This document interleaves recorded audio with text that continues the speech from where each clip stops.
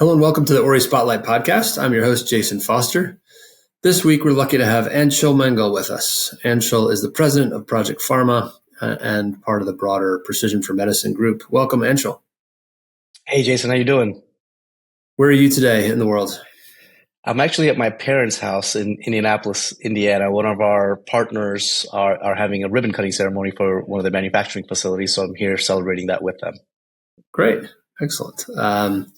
Well, that's a good segue into a little bit about your role at Project Farma and, more broadly, what Project Farma and Precision for Medicine does within the cell and gene therapy field. Yeah, so we're a patient-focused global leader in advancing technical operations and manufacturing from very early phase ideation through commercialization and even post-commercialization. We're a part of a broader company called Precision for Medicine. And Precision for Medicine is purpose-built to enable precision medicine drug development and commercialization specifically for cell and gene therapies.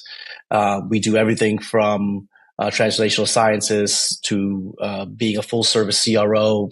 Currently, we're actively partnered with various cell and gene therapeutic developers to run their complex clinical trials. And then via Project Farma, we're helping cell and gene innovators scale their manufacturing and technical operations infrastructure. It's non-obvious that maybe a CRO might want to have that kind of capability in-house. I don't know many that do. How did that come about?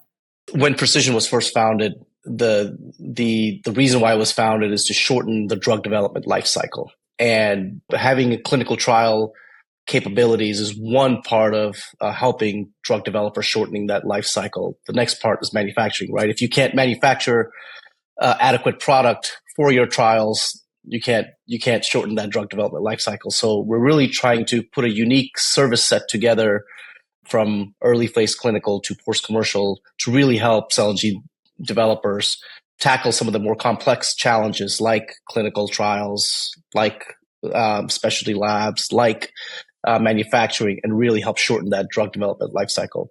And we're continuing to be innovative and acquiring and developing new skill sets within the Precision for Medicine umbrella to continuously do that. Yeah, that makes a lot of sense. And, as listeners of this podcast will know, we're going to spend probably most of our time talking about manufacturing, but, having that research capability and clinical trial capability does make sense. Can you give me just a little bit of insight in the kind of our listeners, what exactly a kind of typical engagement for Project Farma looks like? At what stage are you usually engaged? What's usually the question that you're being asked? I know you guys roll your sleeves up and get really involved with your partners, but tell me what does it look like? What does it actually entail? Do you become, sort of de facto part of their team instead of having, a head of facilities, you guys become it? Like, how does it really work, kind of in the most common case? That's a great question. It really depends on the organization. And we can really come in at any stage of a life science or cell and gene therapy organization. We offer everything end to end to help you plan, build, and deploy your manufacturing facility or technical operations. Sometimes companies will engage us at the very beginning of their company formation when they don't have any sort of technical operations or manufacturing infrastructure. They'll ask us to put together a business case or plan on what that should be. They may be in, early phase clinical and about to go to pivotals, and, they may be working with a CDMO, and they'll ask us the complex question. Should we should we keep manufacturing our product at external manufacturing partners, or should we, start thinking about building capabilities internally? Yeah. And it's a complex answer, right? What may be needed for organization today may be completely different 2 years from now, maybe completely different 5 years from now, depending on, how their asset does in clinical trials, depending on the number of assets in their pipeline, and depending on their funding, depending on their appetite to scale internal manufacturing, depending on their technology and having capable external vendors to be able to manufacture their products. So it's a pretty complex answer, for companies with small, a limited number of assets, maybe just one lead asset or a handful of assets. It rarely in these days makes sense for them to build internal manufacturing. Usually you partner with a host of different external manufacturers to get your drug product for your, clinical trials. And then at a certain point, maybe phase 3, maybe for commercial, you start thinking about what type of internal capability you need. Now, everybody doesn't need a giant 100,000 square foot manufacturing facility. It may be just some PD, QC capabilities. It may be a small clinical facility.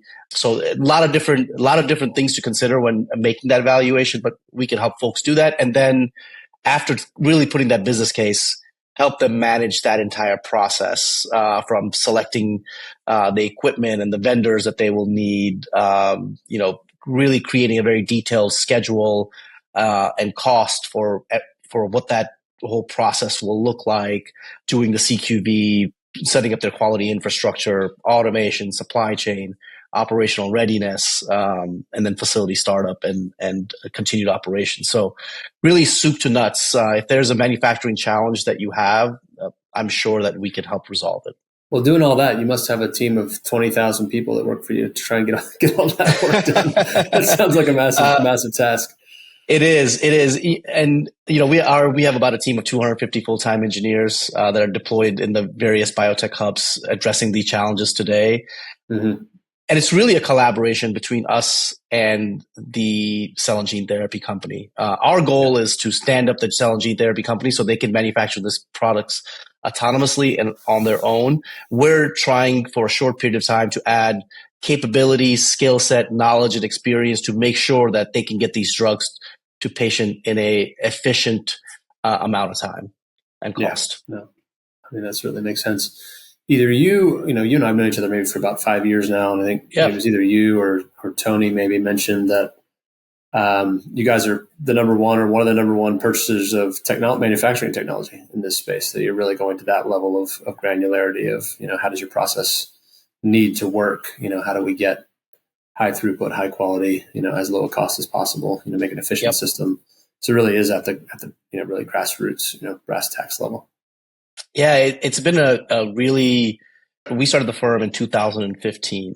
And that's when the cell and gene space was just starting to figure out manufacturing, really. At that point, I think there were very few clinical, there were no commercial manufacturing facilities. Mm-hmm. And for both cell and gene therapy at that time. And there was hardly any pieces of equipment, bioreactors, flexible modular clean rooms was not a term that many people utilized. Even single-use technologies was not something that's used in the cell and gene space readily. So our organization and the cell and gene space has kind of matured, and we've seen the evolution of a lot of different types of technologies and equipment. And it's been amazing to see what in a very short period of time the field has been able to accomplish. I think, one of the conversations we're going to have today, I'm sure, is about, making these therapies more cost effective. And I think we forget sometimes that how efficient the space has already become, but it's only been a very, very short period of time. It hasn't been 30 years or 20 years or even 10 years. It's really been since, about 7 or 8 years that really there's been a great deal of investment in the technologies and tools needed to manufacture these therapies.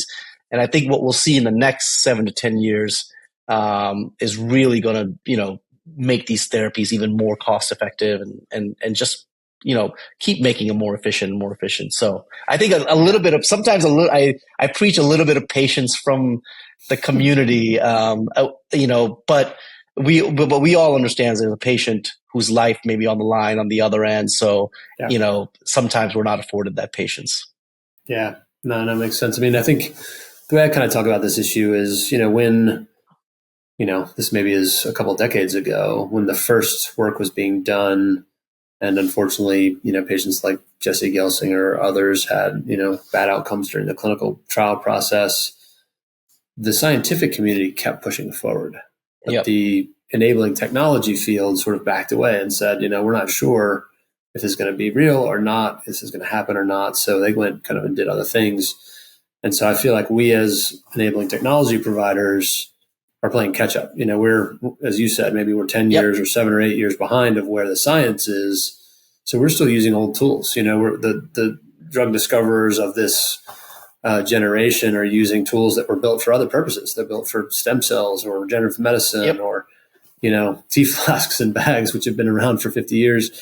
We're using old tools to try and solve a new problem. And, the rest of us need to hurry up and catch up in a hurry because, as you said, patients' lives are in the balance. And, today's manufacturing technology, unfortunately, just isn't solving the problem. So, I think your assertion is right. We're going to talk a lot about this later on, but I wonder, at a core, maybe a foundational level, what's your sense of the critical challenges facing manufacturing today? And let's focus on cell therapy. I think cell and gene gets kind of put together as one.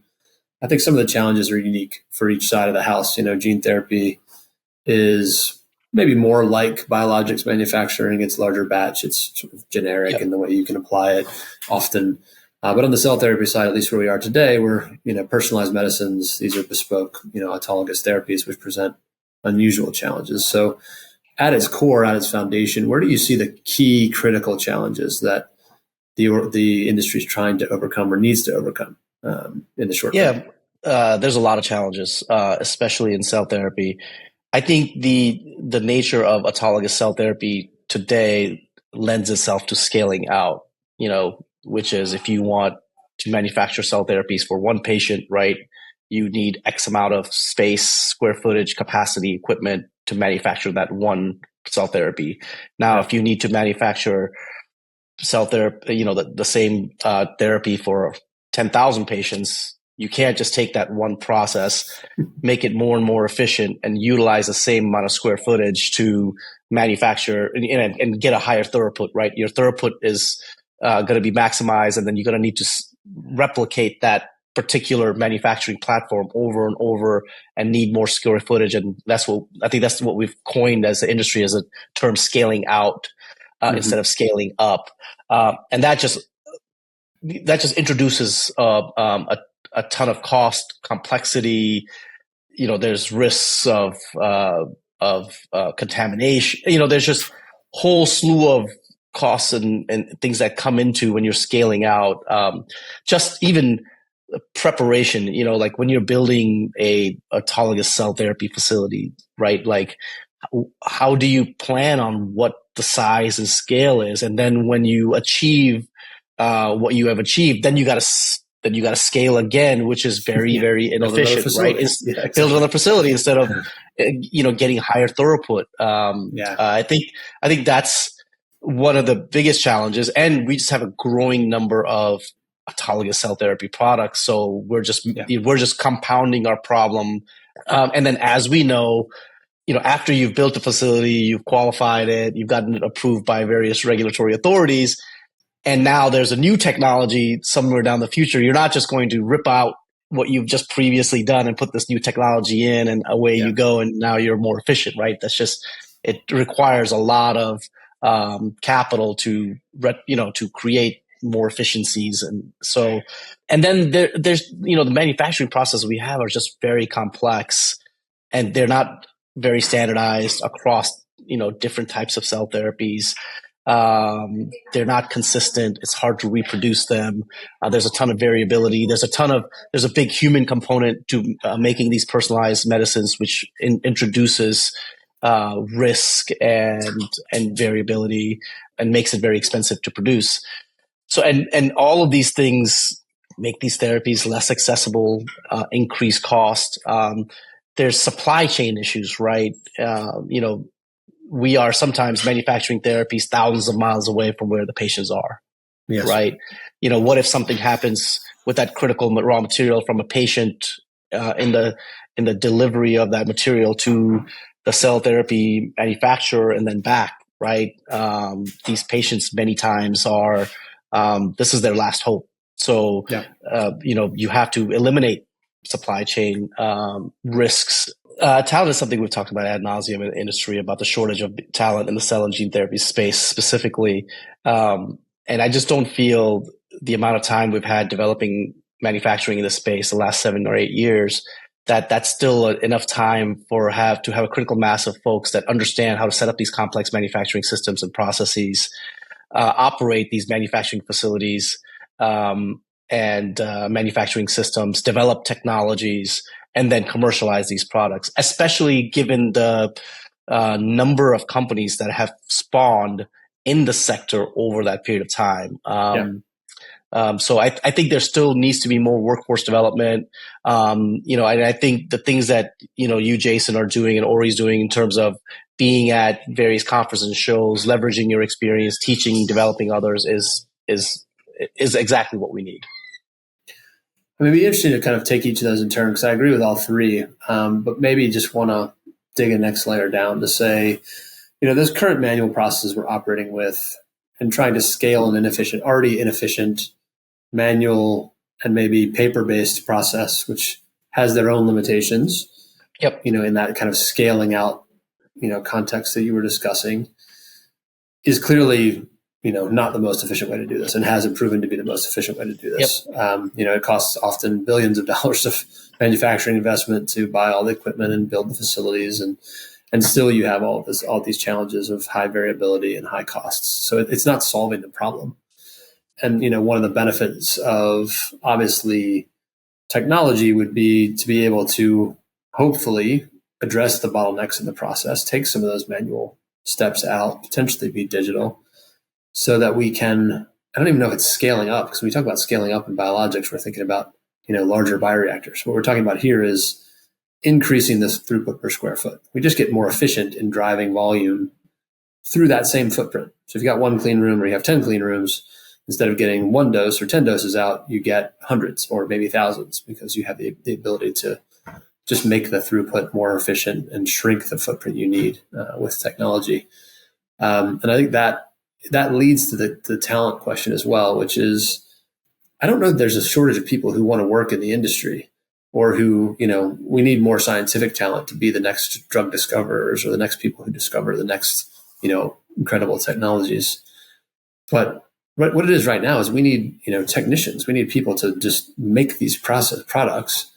And because they're in a grade B environment, in a full bunny suit, 8 hours a day, and because of the skill level currently required in these processes, it's a mismatch. What we need and what's available, the supply and demand equation isn't working.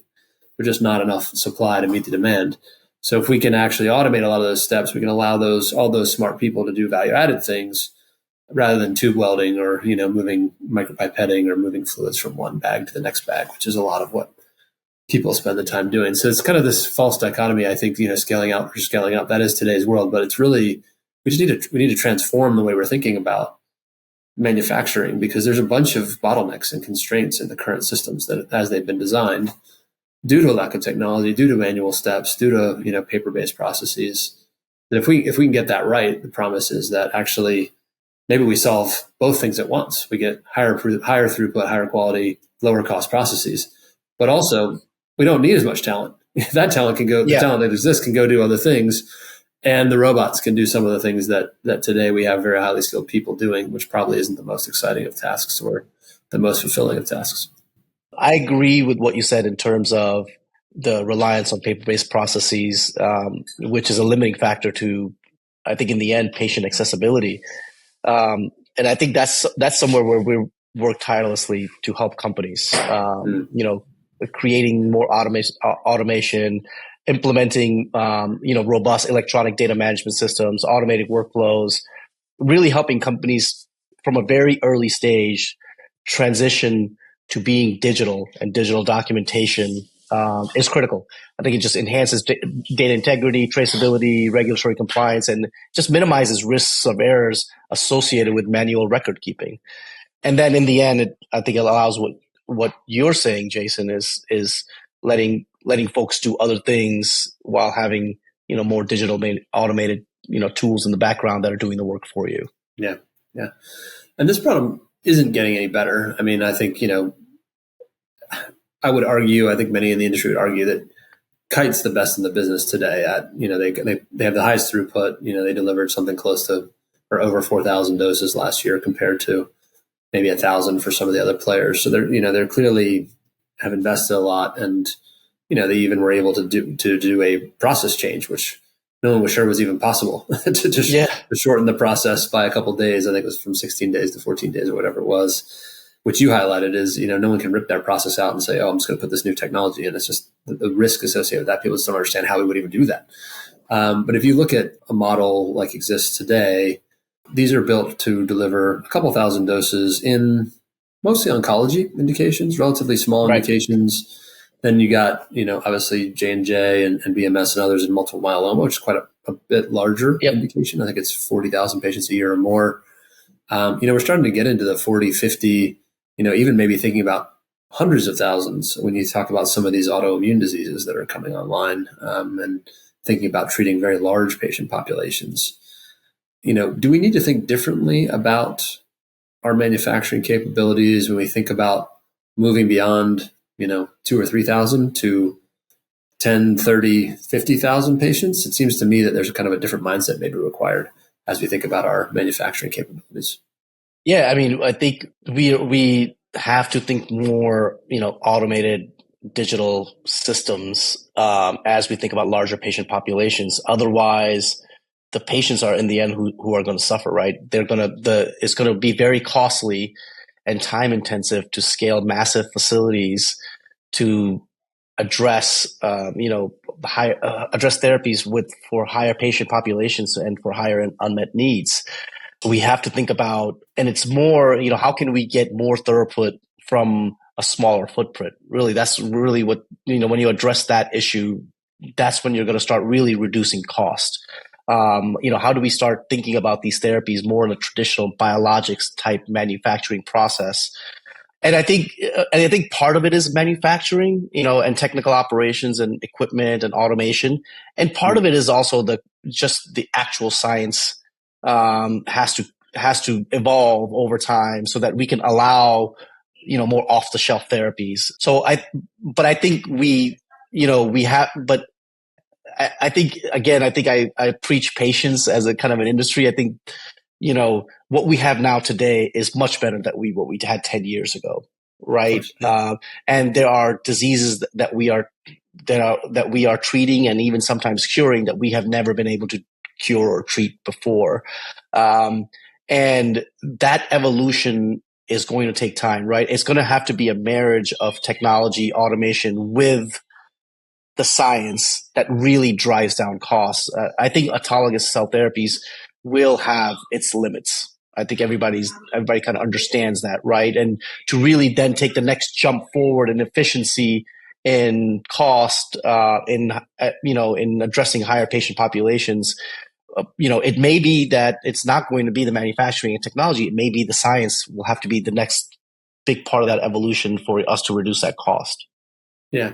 Or maybe both, I think or maybe both. Yeah. It's a little bit of a chicken and the egg challenge, right? So that we have today. So you've got relatively inefficient manufacturing processes. I think today we've got maybe 8 or so approved cell therapies. Iovance just got one approved recently. I think Autolus maybe today got one approved in Europe. But there's, let's just say there's 8 kind of CAR T or TIL therapies that are addressing oncology indications. And, this idea of they all had to use what was available to them, best, available technologies, whatever they might be, to manufacture their process. But ultimately, these are relatively expensive, between $4 and $550,000 per patient. These are long lead time processes. We're talking, weeks, 3, 4, 5, maybe 8. In one article I read about the Iovance product, weeks, vein to vein time to get back to patients. And very high costs of goods. And so, relatively inefficient process, low throughput, high variability, expensive. Like none of those things scream out like, widespread patient access or, efficiently serving the patient population. And so very logically, I think investors have said, well, we're not 100% sure that autologous cell therapy is going to crack this challenge. So we're going to look at allogeneic as approach, and we're going to look at in vivo as approach, and we're going to look at other approaches as well. iPSC derived, can we just, start with a common cell maybe, or a lot of these things, I think, however, they're a decade away. I think people are like, oh, allo's now. I'm not sure allo's now. We have one approved product. It has very much the same characteristics as an autologous product. And the other ones are obviously struggling with durability, potency, donor sourcing, all those other challenges that brings in. So we don't want to necessarily introduce biological challenges and problems to solve a manufacturing problem. If we could actually fix the manufacturing problem, because with better, more efficient processes, better technology, all the things we've been talking about, potentially autologous does become viable long term. None of us know, to be able to address larger patient populations. If we can shrink manufacturing times, maybe if we can take manufacturing closer to the patient. I'd love to get your ideas around whether distributed manufacturing is viable or not, or possible, and what scenarios it might be.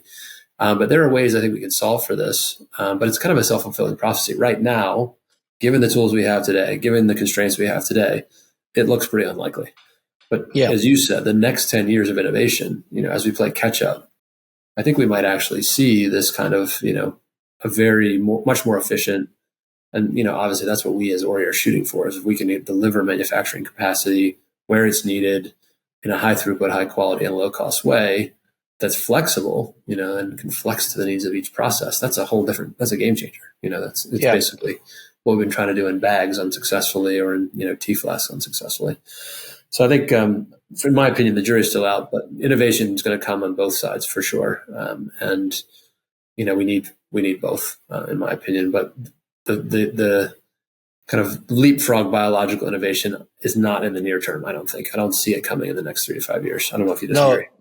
I agree with you. I think, but I think we're making small steps forward towards that, right? For sure. I mean, like the first TIL therapy by Iovance just got FDA approval, right? Now we do have a allogeneic cell therapy approved that at least paves the way for future developers to know that there's a pathway, right?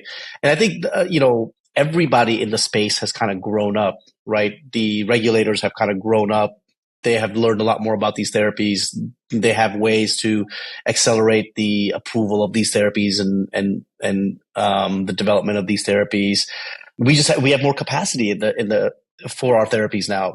4 or 5 years ago, you had no alternative but to build a facility, which was a very, very inefficient process. At least now we have a host of capable CDMOs and therapeutic developers that can help you get a batch efficiently out for your clinical trials or for commercial needs. We didn't have that before, right?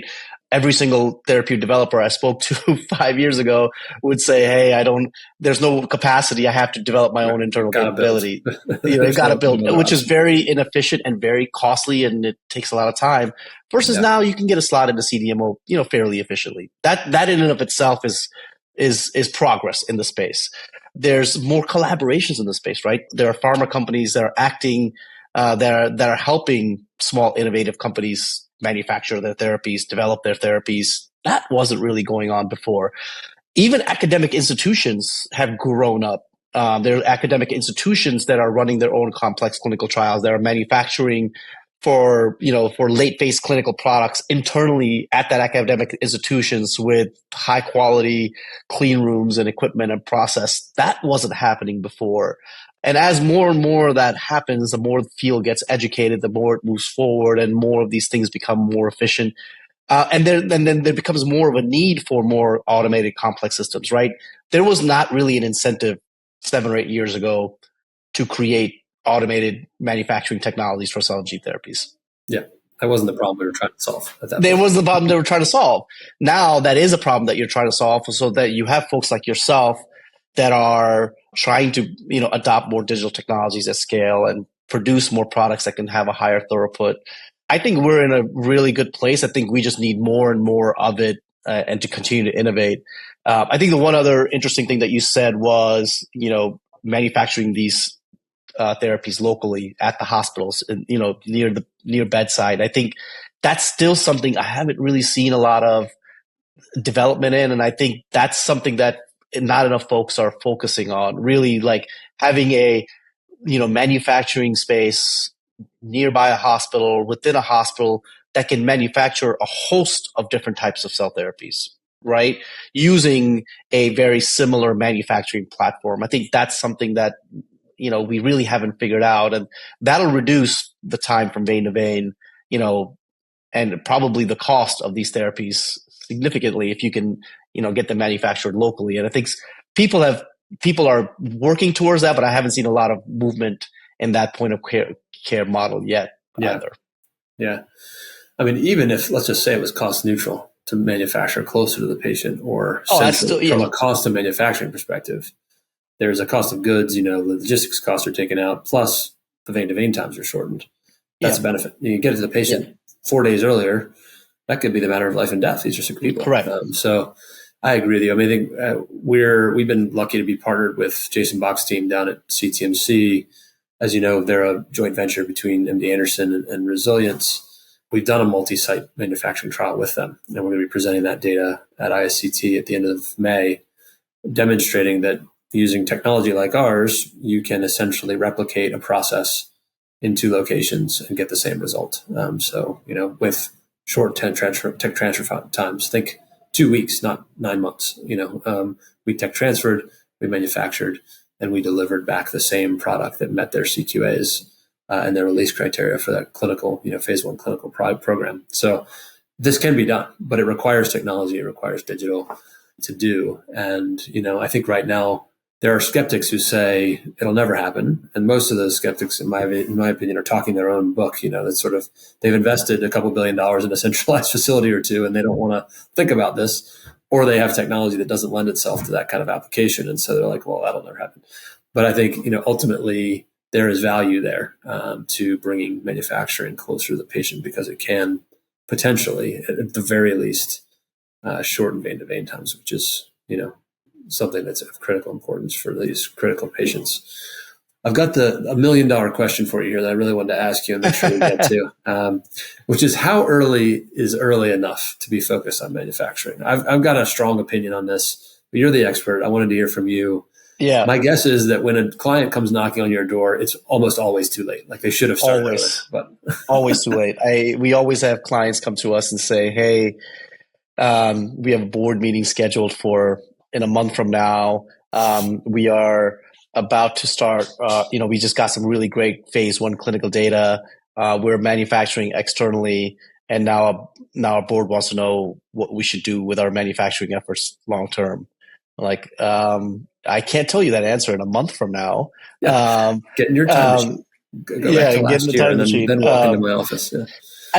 I'm actually will give the therapeutic developers credit. I think more and more are starting to think about this issue from very early on, right at company formation. I think manufacturing, especially for cell and gene therapies, is such a time-intensive and cost-intensive part of a molecule's journey today that people are really focused on it from a very early standpoint. I think also there is more capable capacity. So, you can rest assured that if you're developing a cell and gene therapy today versus 5 or 6 years from ago, that you can make 10 different phone calls to 10 different external, manufacturers, and you can find capable capacity to manufacture for your early phase clinical needs.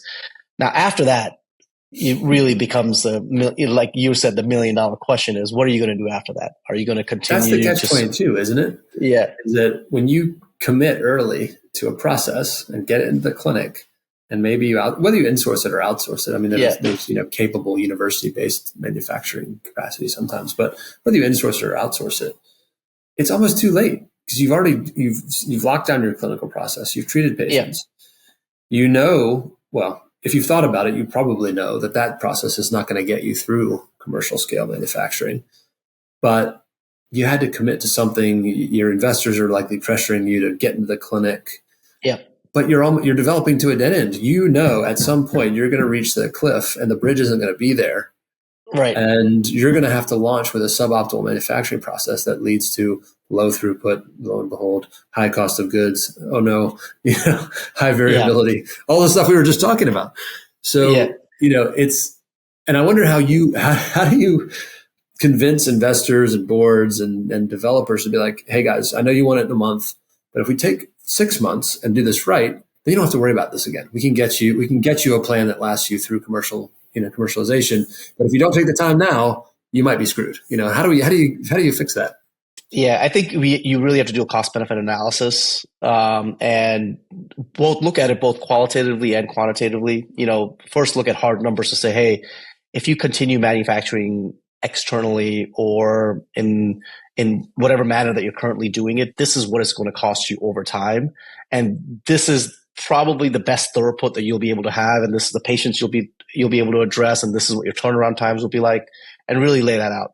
Versus if you use an alternate route, maybe you do it internally, maybe you partner with a company to do it. This is what that cost will be like, and this is what that platform will achieve, right? And then look at scalability of both platforms, right? If you are using an external manufacturer today for your clinical needs, that manufacturer most likely doesn't have commercial capabilities to manufacture commercially. But at the same, it's a giant chicken and egg problem also right now, because the paradigm used to be you get $100 million as a cell and gene therapy company, you start your clinical trials, and you start developing manufacturing internally. That was just the way things were. That was right. But then 2020 and 2020, then 2021 and 2020, the last few years happened, and cash dried up. Cash became really expensive. Everything kind of flipped on its head and said, "Hey, we're not going to spend money internally on manufacturing. We're going to partner because we just don't have the capital available to worry about that today. We need, our therapy develops is by getting good clinical data, and we need to focus all of our cash runway on clinical data." And so, I think manufacturing has kind of been put on the back burner because of the cash outlay it requires for you to really think about that and internalize that and think about making that more efficient. So I don't have the best answer, but I think at some point you start looking at your clinical data and you say, "Hey, we're starting to get some really great clinical data." I think when we think, we can help a lot of patients in the future. So at some point you start looking at that and saying, okay, now we really need to at least put a plan together to figure out what the best route may be for us. Is it that we continue using external partners, right? That's got its own risk, reward, cost analysis. Do we scale up internally?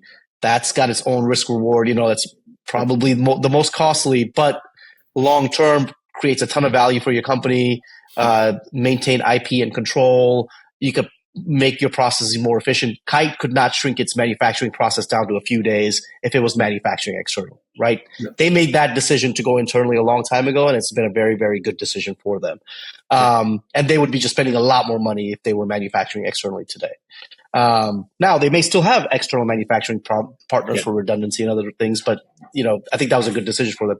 Or, hey, we're going to develop this molecule to a certain point, maybe phase 2, maybe pivotal, whatever that may be. And then we're going to look to partner with a big pharma company that has the manufacturing capabilities to manufacture it internally in one of their facilities and commercialize a product, right? I think I don't disagree with you. I think I want to just challenge you so we get the best kind of heads around this to say, whether you choose to outsource to a CDMO or you partner with a big pharma company, they both have the same capabilities. Let's just say they have the ability to give you the brain power you need to help develop your process. They've got a building, but if you've got a process that is still highly manual and non-optimized, it doesn't matter.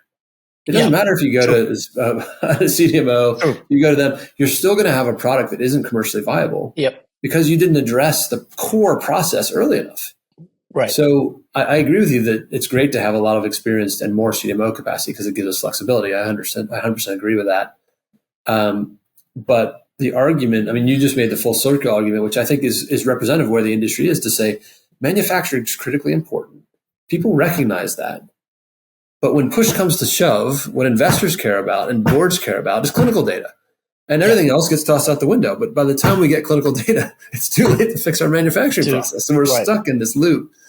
And that's where I think we have to interject. We have to say, okay, as soon as you get the first efficacy signal or whatever the thing is you're searching in that very early preclinical phase 1, like right at the beginning, then you have to think about, does this work for my target product profile? Does this deliver me enough doses in the right indication to target the right patients at the right cost of goods?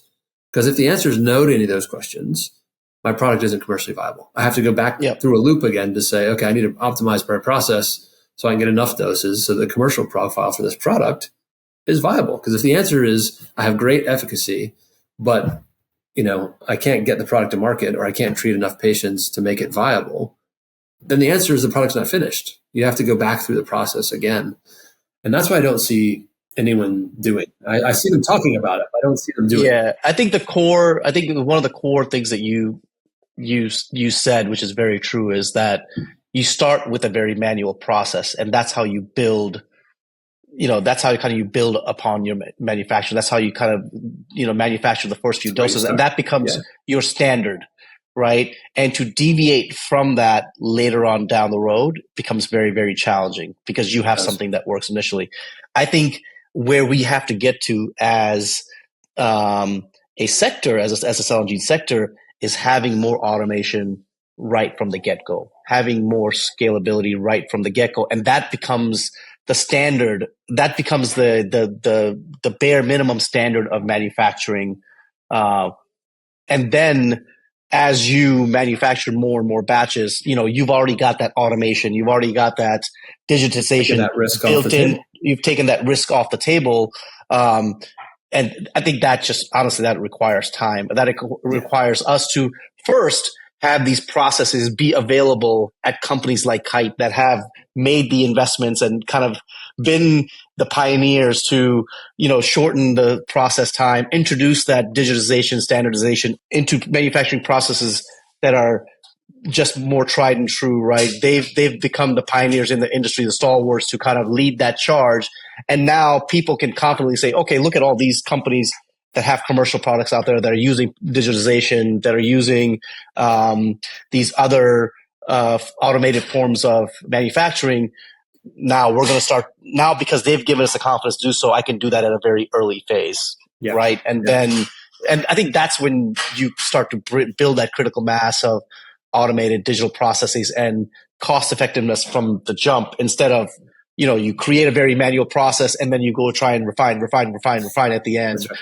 Which kick your can down the road and hope you can fix it. Yeah. Which is what everybody's doing.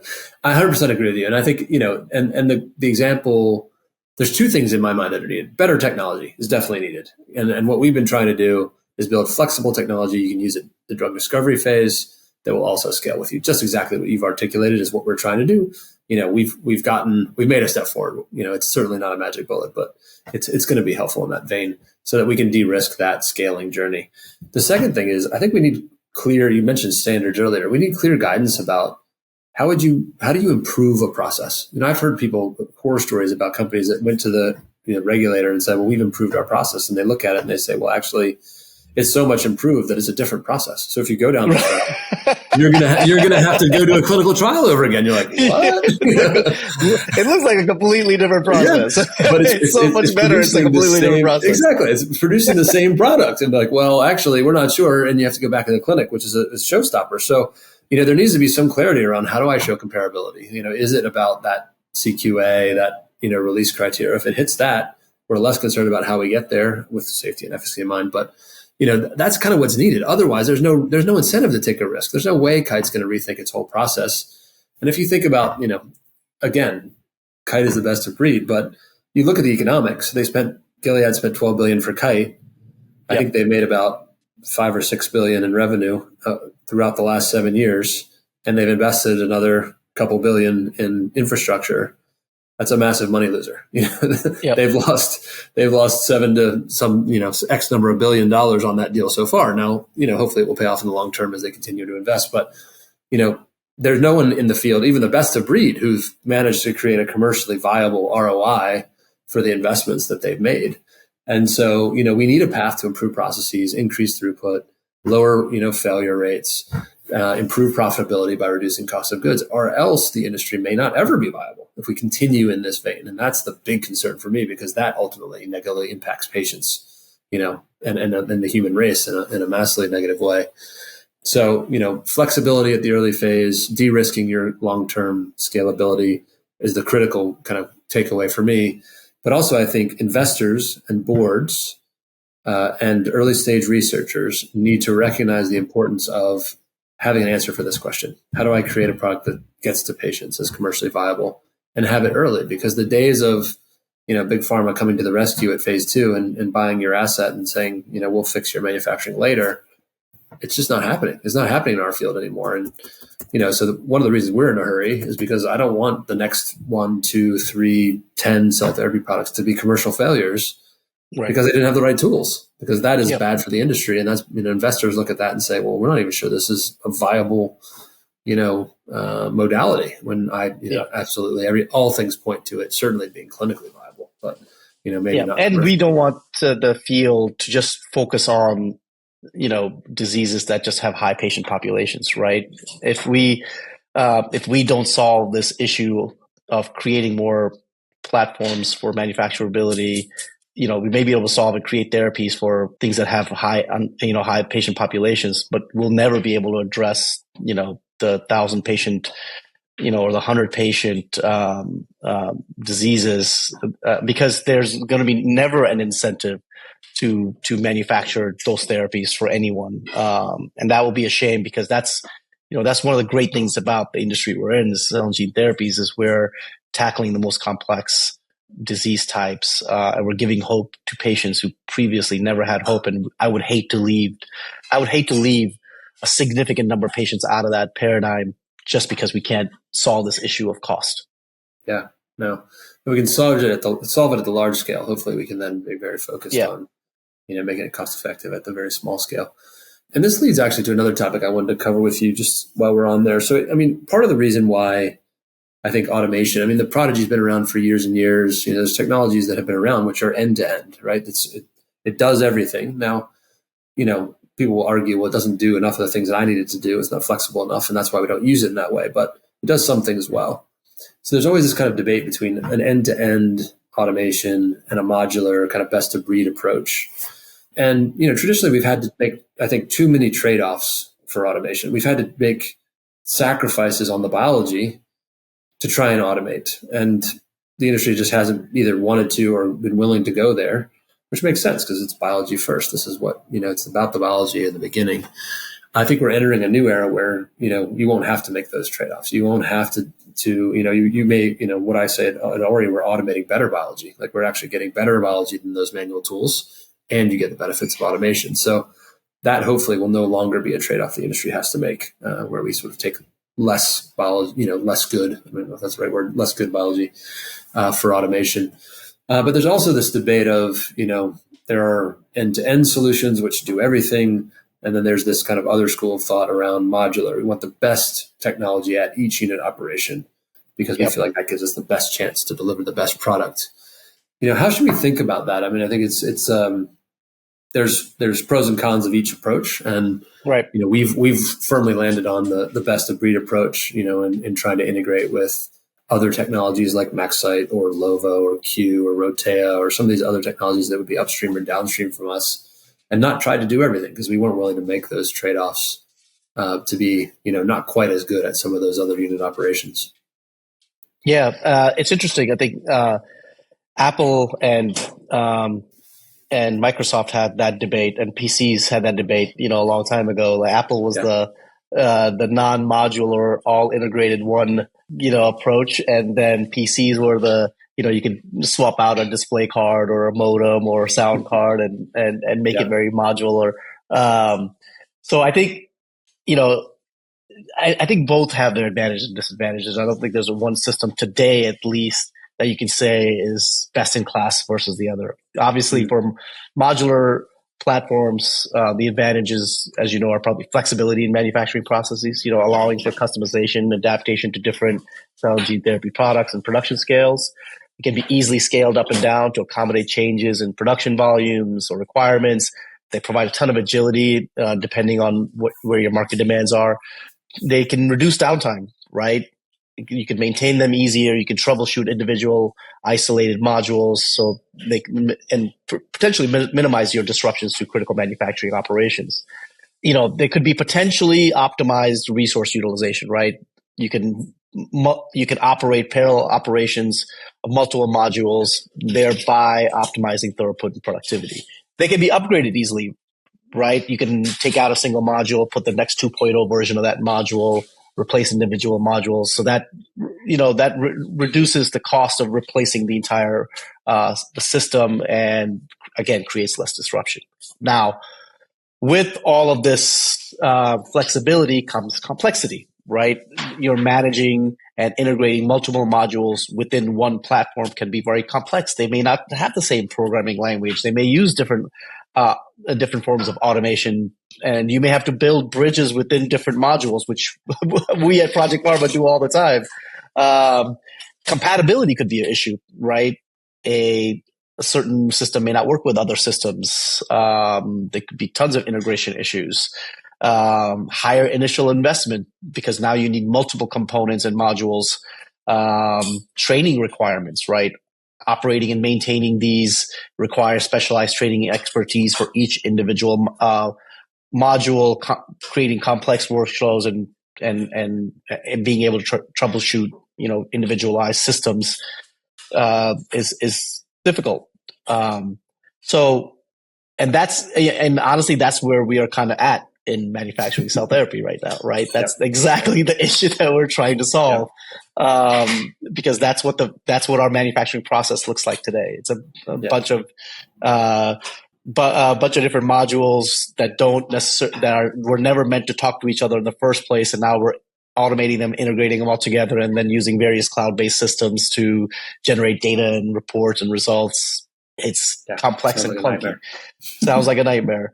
All-in-one platforms can hopefully resolve a lot of those issues, but those modules, we're just not there yet with those modules, right?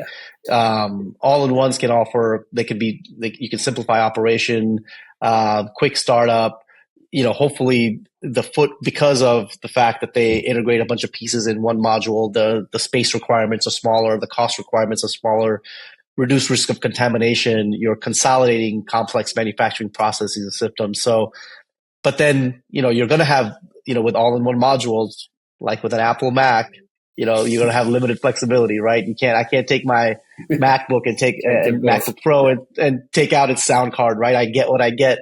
If my MacBook goes down, it goes down, right? And you become dependent on a certain manufacturer. Many of those manufacturers create proprietary systems, have limited option for customization, higher long-term maintenance costs. But I think, we as an industry, my feeling is that I think we need more encompassing systems. I think we have too many disparate modules today that's leading to inefficiencies in manufacturing, and maybe everything doesn't become integrated. But we need a higher level of integration than what we have today. Yeah, no, I think we've chosen to tackle, in our best of breed approach, the major bottleneck. The activation, transduction, expansion. It's 5 to 7 days of a 10-day process, and we've demonstrated with I think you've seen our total cost of ownership model, but that essentially, as you said, you can sort of address the bottleneck, increase throughput, you get flexibility. But then we're saying, well, do we need to innovate at other unit operations and bring other things under the umbrella? And if everyone just sort of went cloud native and developed bespoke technology for cell therapy, we might not have to do that, but we might, at some point, if we can't get, selection is a major pain point that we hear a lot about, that, people want new solutions for. So, maybe it starts at best of breed and then you sort of make other, what we hope are best of breed offerings at other places, but it has to be connectable. I think, tube welding is not the answer. Automating tube welding is not the answer. And trying to automate legacy technologies, it's so hard. They don't talk to each other. They weren't meant to work together. Trying to build an automation around it, it just probably isn't ever going to work. But I think we've well encapsulated. I'm going to try not to go, have a drink after this, and I'm going to be too depressed because we've elucidated all the challenges that I live every day. But I think, hopefully, I've been rereading a book called The Goal that I read in business school. It's all about, it was this line of Boy Scouts, and they can only move as fast as the slowest Boy Scout because they were all holding the rope, and it's the theory of constraints and bottlenecks. And if we can address that bottleneck, hopefully that group of Boy Scouts or the process will move much faster, and we'll at least get some of the benefits that we've been talking about in the last hour or so. And I think, like I've said again, I think we need to, as an industry, also display some patience. And I know the patients on the other side don't have that time, but I think where we are today and where we were 5-7 years ago is a completely different place, right? In 2015, when we started Project Farma and tried to become the solution provider for manufacturing for cell and gene therapies, there was no manufacturing available in the space, right? So where we've come from that to today, where we have millions of square feet of capacity, we have dozens of different systems, bioreactors, upstream, downstream equipment specifically for cell and gene therapies, and how quickly that's evolved, I think gives me a ton of confidence that now we're coming into a phase where we are demanding automation. We're demanding more closed systems. We're demanding more flexibility. And I think there's, as a result, we've spawned smart companies like Ori that are making headway in that space. And I think over the course of the next decade, we'll see those problems answered more and more. And I think as more closed systems come online, there will be more interoperability between those systems because more tools will be created, because some of those systems will become the standard by which the industry is based upon. And then more tools will be created to be able to interact with more of those systems. And that's just kind of the nature of technology and development. Yeah, I think, ours is a cloud native technology. We can leverage the, API based connections that exist today. All you have to do is effectively be IoT, be cloud native, and then we don't have to create special infrastructure. We can just leverage what's there. And that was a conscious decision on our part. I know, some of the other providers in the past have tried to close down, lock up, make proprietary some of these things, bundle them with hardware, and it just hasn't worked very well. And they haven't been adopted, and we haven't been able to get the data out and to do what we needed to do. So I hope to see more and more technology companies provide that kind of, IoT infrastructure out of the gate, because we'd love to work with them. We're coming to the end of our time together. There's one last question I had for you, if you don't mind. You're a director at the Alliance for Regenerative Medicine. You sit on the board there. I think there's a recent election. Did you come onto the board last year? Do I remember, or was it before that? I'm in the class of 2024, so started in January. Started just now. Okay, good. So I'm not too far off. I'd love to hear about your work at ARM and the work of ARM generally. We had Tim on to the podcast, and we're friends and understand the kind of organization as members. But for yourself, what's your perspective on why did you want to be a director at ARM? What kinds of things do you get involved in, just to better understand how ARM is working on behalf of patients and the CGT community? I'm biased, but I think ARM is one of the leading advocacy organizations for cell and gene therapy, and I think it's working on the behalf of cell and gene therapy sector in the U.S. and EU, and soon to be Asia and other geographies as well. I think we have over 400 members worldwide, which is incredible, which includes therapeutic developers, patient advocates, service providers. I really think ARM truly encompasses and represents the voice of the sector. For me personally, I think that we, as being part of the cell and gene therapy community, have a responsibility to move the community forward, right? Me personally, I've found a great bit of satisfaction doing that as president of Project Farma, being part of Precision, and also volunteering my time and doing that as a part of ARM. If I can't help resolve your manufacturing challenge, then I want to be able to make sure that I impart the experience, all the work we've done, so that someone else can. It really is. I think one of the most beautiful things about our sector is I met so many people like yourself that are just so incredibly passionate about the patient, and everything that we're doing in the end is to help the patient and to treat devastating diseases.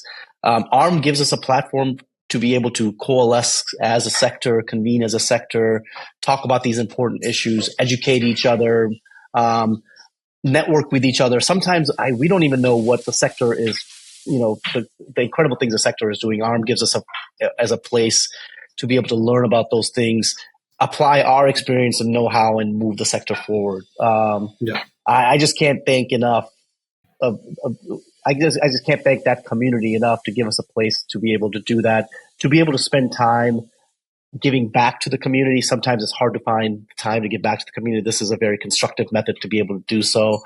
Yeah. And they have, so many different ways of moving the community. They have, they have a great community of people, that includes cell and gene therapy companies, science and technology. They collaborate with various ARM members to share best practices and work with regulators to improve the environment for cell and gene therapies. They provide events for networking amongst the best of the best in cell and gene therapies. They provide sector information. They give us confidence to know that there's investment going on in the space, the number of clinical trials and therapies, to keep us informed of how the sector is doing.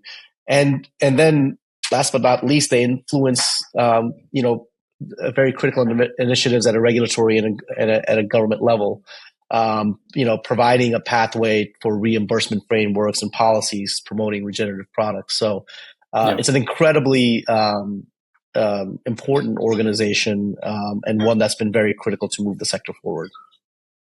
Yeah, well, we're, as you know, active participants and supporters of ARM, and excited that people like yourself are getting into the senior levels and helping to drive that organization forward. I think there's a massive opportunity for us as an industry, really to focus on what's important. At the end of the day, I often say that the only real statistic that matters it isn't how many INDs we file, isn't how many approvals we get. It's how many patients get successfully treated. And yep, I know that's Tim right. and yourself and others vehemently agree with that perspective. So happy to support your work there and the work of the great team over at ARM. Just wanted to say thank you so much for joining us, Anshul. It's been a great conversation. Really enjoyed having you on and learning from you, and look forward to collaborating more so both with ARM and potentially with your team at Project Farma as we move forward, launching the Ori platform this year. It's an exciting year for us and going to be busy and need all the help we can get. So look forward to continued partnership. Thank you for having me. This was wonderful. I'm glad you do this. I'm a big supporter of your podcast. I'm always seeing what guests you have and learning about the sector from these things. So thank you for doing it. Thanks again, and see you soon.